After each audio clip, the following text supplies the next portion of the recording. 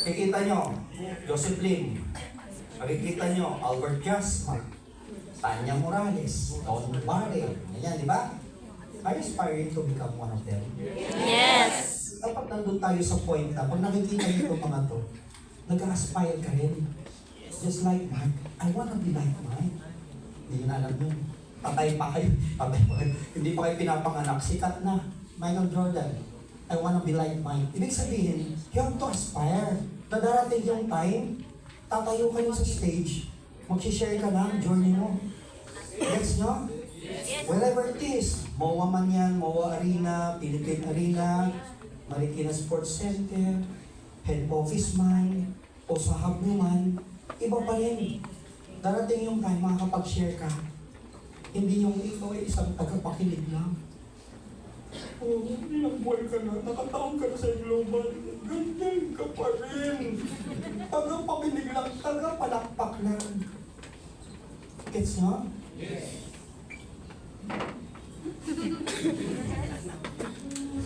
Perspire. Pag sinabing perspire, paghihirapan niyo. Yan. Some of us kasi gusto easy money. Sorry ha, didiretsahin ko kayo. Ay, sorry, matin kayo sa akin. Yung iba may pay-in kayo, hindi nyo ibinibigay. Itinatakas nyo eh. Alam niyo doon, nag-check ako sa customer service kung gaano karaming reklamo ang natatanggap doon. I'm sorry guys, I have to tell you this. Kasi it affects, sipin mo isang bulok na kamatis, affected ang isang tiklis ng kamatis. Now I want to tell you this, kasi ang sakit eh. Kaming mga gumagawa ng maayos, naapektuhan ng mga kabulukan na sistema. Imagine, Saudi Arabia nagpadala 500,000. Grabe. Isang senior citizen to retire, about to retire. Nagpadala. Kung sino ka man, nandito ka man, kahap nyo man yan, kasama nyo man yan, pakisabi. Ayaw kong magbanggit ng pangalan. Pero nandoon yung reklamo. 500,000 pinadala. And then bigla mong ibablock. Jesus. Pumunta yung anak dito, nagmamakaawa. Kanya, nawala yung lakas ko eh. Nahawa ko doon sa matanda. Hindi makauwi kasi kailangan niyang bayaran yun. Inutang sa amo. O kailangan niyang mag-extend. Tapos ikaw na gumawa. Hindi ko alam kung nasaan ka ngayon. Maganda ba buhay mo? O inaani mo na ngayon yung ginawa mo? O pinaglalamayan ka na ngayon? Nakakaantig lang eh. I need to tell you this kasi alam nyo, inaayos natin yung negosyo natin. Sa ayaw sa gusto nyo, it will affect everyone. Kaya tingnan mo, pag may mga kakausap kayo, tayo yung global, scam yan. Affect, you have to police our ranks. Kung alam nyo mali ginagawa nila, suwayin nyo na. Kasi darating yung time, maapektuhan ng grupo mo, pati ikaw. Pati kami. Simple mo pati ako, pag may nakakausap ako, minsan hindi nga ako kilala, nire-recruit ako eh. Narinig mo na ba yung global? Ito yung mga onliner na walang alam. Tama, Jansen? Teaching yan. Happens, Hyperloop. Ang dami kumakausap sa akin. Pag sinecheck ko yung profile, Hyperloop. Bakit? Copy-paste eh. Ako sinasakyan ko nila eh. Ay, hindi pa. Ano ba yan? Beauty products ba yan? Ang gamot? O bagong kulinarya? Mga niloloko lang ako. Minsan pag mahaba na yung conversation, naghahang sila. Siguro tinatanong yung outline. Ay, sir, trainer ka pala. Sabi ko, ano ang sagot ko? Hindi kasi kayo nagre-research eh. Kausap na yung kausap, hindi nyo inaalam sino kausap nyo. Sir, sorry. Sa barangay ka magpaliwanag. You have to perspire, paghirapan mo. Hindi yung easy money. Pinaghirapan ng iba yan sa ibang bansa. Tapos ikaw kukunin mo lang. Tapos ipablock mo pa yung tao. Ang dami nang lumapit sa akin dito eh, nagmamakaawa. Yung iba, ano sistema nila? Sorry. Natin lang matapos. There will come a time. Ulitin natin ha. Uy.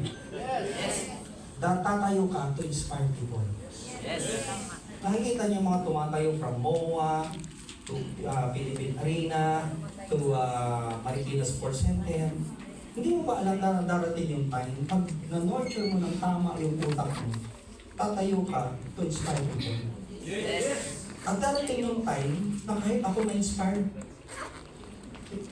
ito si Kuya, umaten the first time, parang tama lang siya nung umaten siya. Ngayon, ang yaman-yaman niya na. Wala na yung mga process na gano'n. Lahat naman kami kumahan katulad niyo. I started network marketing 1996, katulad niyo rin lang ako. Totoo. Sir, dyan hindi nga kami laging magkasama eh. Ang ginagawa ko, may kusa. Ibig sabihin, kusa akong umaten. Hindi na ako kailangan i-push ni upline. Bakit may pangarap din ako? At kung anong kaya nila, kaya ko rin. That's what I believe. Yun yung gusto kong iwanan sa inyo. Kung kaya nila yun, kaya ko rin. At kung kaya ko, kaya nyo rin. At kung kaya nyo, kaya natin lahat. Mga kababayan ko. Ako ay Pilipino. Kung may itim, may puti. Meron din kayo manggi. Ay, kanta na pala yun. Ang point ko lang, regardless of your age, matanda ka, bata, regardless anong inabot mo, nakapagtapos ka ng pag-aaral o hindi, lahat tayo may kakayanan. Nagiging hindrance lang kuminsan yung kalagayan mo. Mahirap lang kami. Kaya nga mas lalong may dapat kang gawin para hindi kasi habang buhay mahirap ka. May purpose ang Panginoon. Bakit ikaw isinilang dito? Hindi mo ba alam yun? Yun nga lang, ikaw ang gagawa ng kwento mo. Huwag mong gayahin yung kwento ni Tanggol. Minsan anong hinahantulan nyo ang buhay nyo sa napapanood nyo, sa nababasa nyo. Merong magjowa, pag nanood ng love story, o tignan mo, ganun ka. Nanood kayo, nagsisi ka pa?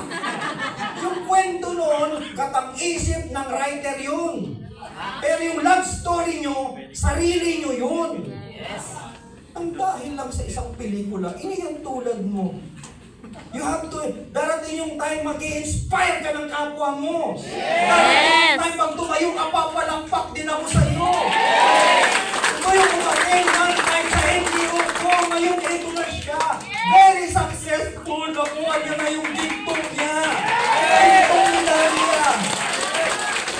Darating yung time, makukuha mo rin yung ginto mo. Katulad ni Carlos Yulo. Darating yung time, ganun din ang panahon. Aabangan ka sa airport. Ganun ang kwento natin. Hindi laging tagumpay. Darating din yung tagumpay mo. Amen? Amen! May kwento na parang sobrang uwi na. Uwi mga watsura niyo. Uwi na. Sinaling ko, hindi ko napapagod.